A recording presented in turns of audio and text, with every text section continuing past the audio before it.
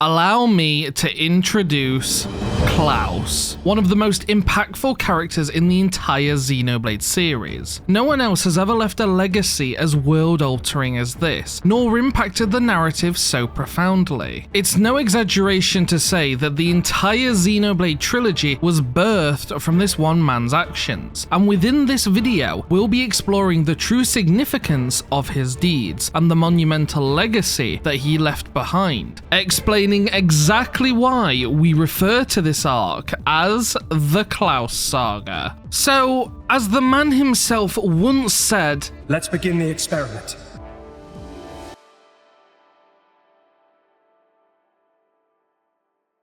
Professor Klaus was a scientist working within the Rhadamanthus beanstalk, studying the mysterious artifact known as the Conduit, which functioned as a perpetual motion machine, an infinite source of energy. The device was discovered after abnormal magnetic waves were detected within Africa by a scientist belonging to an academic institution that would come to be known as Eidos. It's speculated, albeit unconfirmed, that Professor Klaus was said scientist, and led the recovery efforts and investigation into this relic, utilizing its infinite source of energy to empower the entire world. However, during the year 20XX, a band of terrorists known as the Saviorite Rebels attempted to seize control of the Rhadamanthus Tower and take the conduit for themselves. During the onslaught, Klaus, having lost faith within humanity, locked the rest of the Eidos institution out from the conduit system,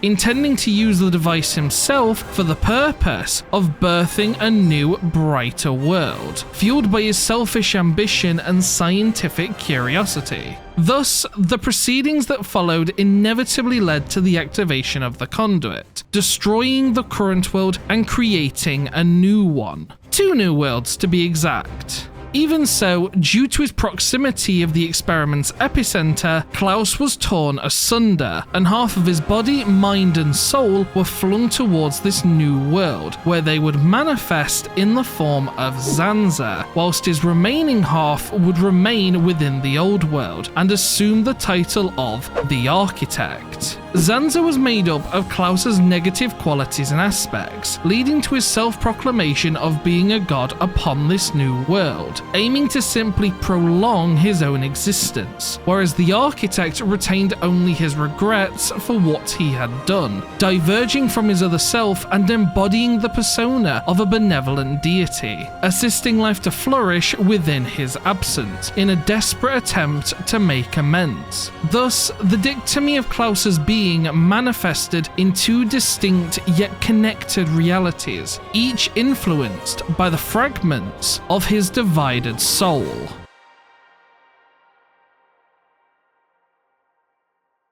It's undoubtable that Klaus had a rather grand and significant impact on the Xenoblade Chronicles universe, ushering in a new era where life would continuously prosper and move towards the future.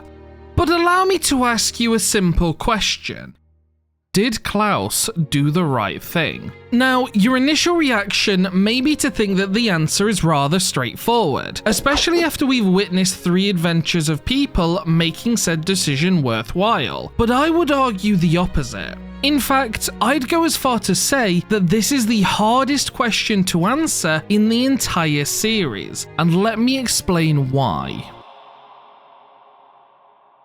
Context is incredibly important when it comes to the experiment, and why Klaus pressed the button in the first place. The state of his world was dire at best, the planet having been ravaged of its resources, and conflicts likely having broken out all over the surface, which, in his words, were on the verge of burning even the skies above. The skirmish against the Saviorite Rebels, however, was different. They were determined to go to any lengths necessary to retrieve this artifact, and this battle could have very well decided the entire fate of humankind. And judging from the little we see within the Xenoblade 2 rendition of these events, Rhadamanthus was losing. and the conduit may have very well been misused if it fell into enemy hands, potentially granting us a fate even worse than this current one. To prevent this catastrophe, Eidos intended to deploy Ion to fend off their advance, and whilst the director did look genuinely concerned to use it, he still gave the order all the same, to power on the artifice intended to destroy the world. The greatest of all artifices.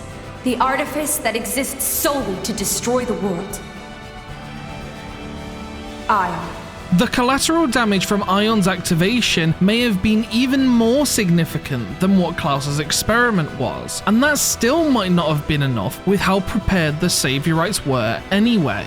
With the odds stacked against him, Klaus dreamed of a better world, and had hope that the conduit would take them to it. There was surely no doubt in his mind that this was indeed a risk, but not doing so in many ways could have resulted in a fate far worse, so Klaus had faith in the conduit and its function as a gateway, and activated its power, but not without a cost. Ultimately, as we all know, Klaus's gamble paid off in the end, and through a combination of time, hard work and dexterity, 2 new, brighter worlds were formed, thriving with life and possibility. Sure, in one of them he kind of lost track and became a delusional super dictator, but his other half had only one goal in passing down his legacy and preventing such a tragedy from ever arising again, so that no one else would ever need to make that decision once more.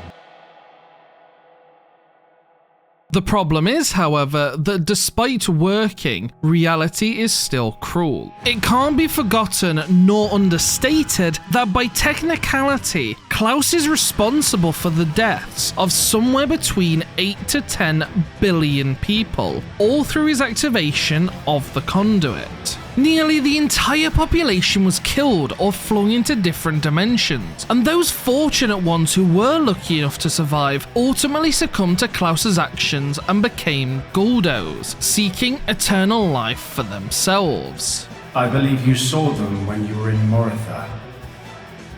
The unfortunate ones who clung to life.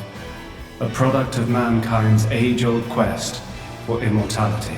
What makes this worse is that those who perished never had any choice in the matter. The decision was taken away from them by Klaus's selfish whims, acting on his ideals with complete disregard for the lives of all those he shared the world with. This singular act of hubris not only shattered his world, but also underscored the profound ethical implications of his actions, highlighting the moral complexities and consequences of wielding such power. In addition, it's likely that his experiment wasn't conducted purely out of altruism, as Klaus can appear rather selfish and self-centered, displayed through Zanza's half of his personality, negating any justification or redeeming factors for his actions. In fact, this side of him led to his self-proclamation of being a god within this new world, dictating how all life that was created must live, and attempting to seize authority over their existences, almost certainly confirming some aspects of a god complex within Klaus. The repercussions of his actions rippled through the fabric of reality, causing immeasurable suffering and chaos, and while stemming from a desire to create a better world, it ultimately showcased his hubris and disregard for the lives of billions. This paradox of creation and destruction defines the very essence of his legacy, leaving us to question the morality of his choice and the true cost of his vision. And it's for this reason that I believe no one can truly judge Klaus for what he did. There is no right or wrong answer, no morally correct or incorrect conclusions to draw from. This defining aspect of imperfection permeates the story going forward and seeps into every game connected with the experiment, making the Klaus Saga a truly fitting name.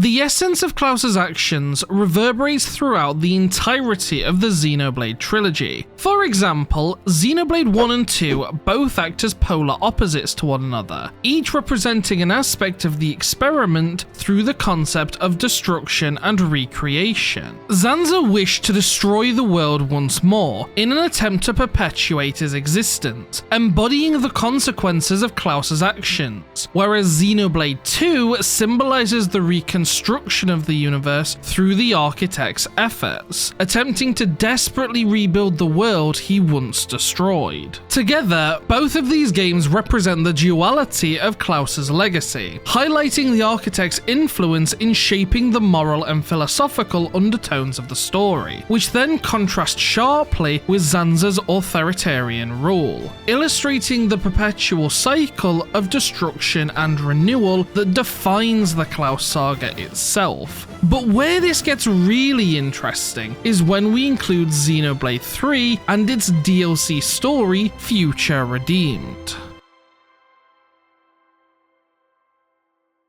If the first two games act as a representation of Klaus's experiment, then their predecessors are a literal mirror of the events that unfolded. Xenoblade 3 brings the narratives of the first two games together, emphasizing the long-lasting effects of Klaus's actions and the influence he left behind on the future generations that would be born after him. One of the game's main themes is the concept of hope, reoccurring multiple times throughout the story and even acting as the party's strongest weapon against Mobius, being channeled into the form of Ouroboros.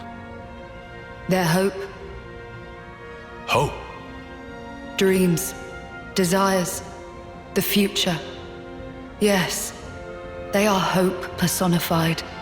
Additionally, this ideology is most pronounced towards the conclusion of the game, with the introduction of Origin, originally intended to activate after both worlds annihilated one another and rebuild them both into one complete planet, effectively undoing the effects that Klaus's experiment had on the universe. The problem is, however, that as an idea and concept, Origin is severely flawed in that it cannot be tested, and thus there would be no guarantee that it would work in the first place, potentially leading all of our heroes' efforts to have been for naught, which is where Mobius comes in. The idea of the Endless Now grants an alternative perspective and solution to the current conundrum that the world now faces, albeit one that is equally as flawed as Origin itself. In many ways, Zed's vision of the world could be argued as superior to risking the destruction of everything, prolonging the lives of every living being for as long as possible, but it ultimately represents a fear of change and stagnation, and it's this fear of an uncertain future that holds the world, the story, and ourselves back from taking that step forwards into the unknown. This is likely exactly how Klaus would have felt just before initiating the experiment, understanding that what he was about to do may not have the effect he desired, and potentially lead to an unsavory future. After all, this was only an experiment, but ultimately, it was his hope for the future, his hope that the conduit would take them all to a brighter place that allowed him to push forwards, to unshackle himself from the fear of Mobius.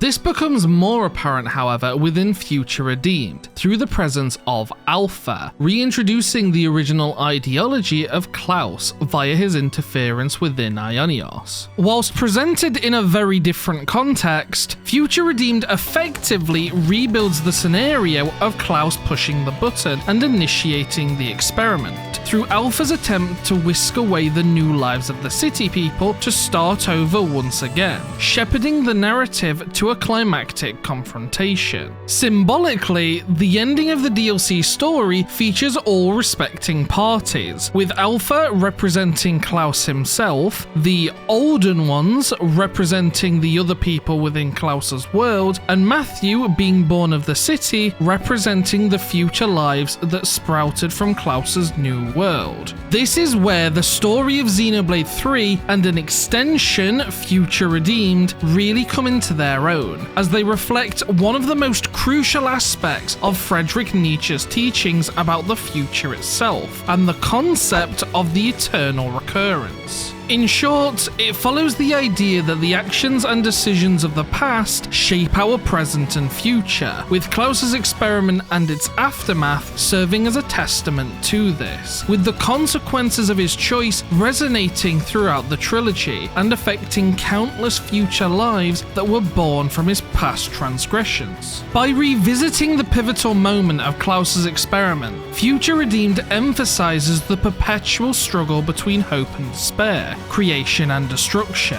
challenging us to think about whether Klaus's actions, driven by hope for a better world, were ultimately justified in the end, despite the immense suffering that it caused. Conversely, Alpha reiterates Nietzsche's message by enforcing the idea that you can't move towards the future if you completely abandon your past, conveyed beautifully by this scene here. Truth is, what you're talking of doing would make you exactly the same as Mobius. Exactly the same. If you build a new world on that foundation, it'll only end one way. Like this. This here. And this is the future you want?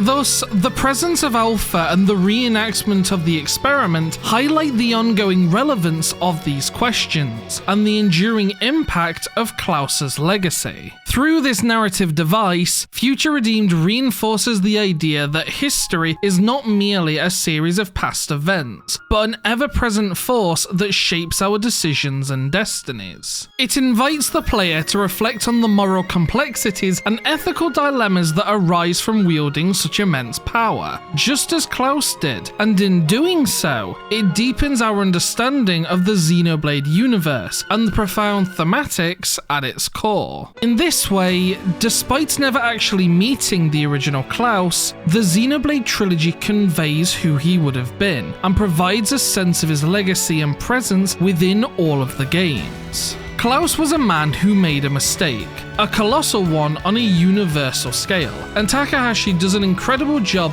of conveying that, despite this error, one can always redeem themselves through their actions and intentions moving forwards. Ultimately, the games underscore the timeless message that, whilst the future is uncertain and fraught with challenges, it is hope and courage that drive us forwards, just as it did for Klaus when he made his fateful decision. Ridiculous. It's perfectly safe. We are about to bear witness to the birth of a universe! Once, only a god could perform such a miracle. But today, mankind moves one step closer to the divine. So, the final question I have for you is this. After watching this video, and now understanding the story of Klaus in its entirety, if you were the one who was in his shoes, would you have pressed the button?